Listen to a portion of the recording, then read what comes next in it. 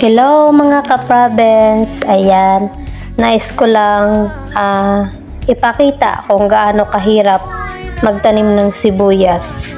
Ayan, dahil mag-break time na kami, nagpapabidyo ako doon sa pamangkin ko. Ayan o, naghuhugas na yung kapatid ko. Patapos na po kasi yan yung isang plot na tinataniman ko. Ayan, ayan, ganun po kahirap yung magtanim ng sibuyas. Kailangan po talaga ganito po yung position. Bawal po yung nakaupo, bawal po yung nakatayo. Kailangan nakaganyan po. Sa gusto pong maka-experience magtanim ng sibuyas, shout out sa aking mga tropa pets na gustong magtanim. Ayan, ganito po talaga kahirap magtanim. Ayan, masakit sa hita, sa balakang at sa baywang. Yan, kinabukasan mararamdaman mo yung sakit kung gaano para kang binugbog. Ayan, dahil sanay tayo sa probinsya, ayan, kailangan nating magtiis. Mahirap, maging mahirap. Ayan guys, ayan, tinatapos lang po namin yan guys, yung isang box.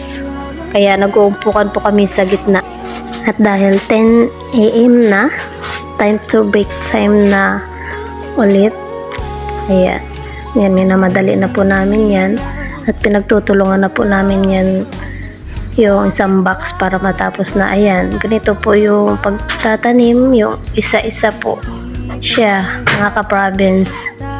Kailangan kahit maliit, isa-isa po siyang itatanim. Yan, depende po yan sa may-ari. Kung marami po yung punla nila, ginagawa po nilang dos-dos or dos-tres, ganyan.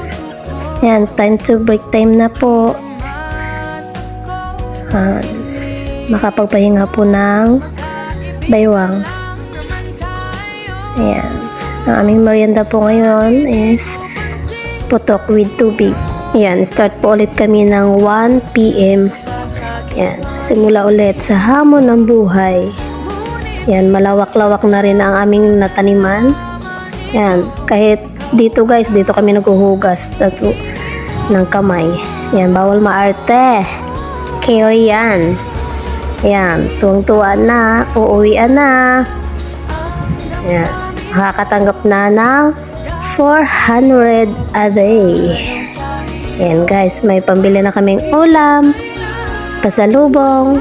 Ayan, bye!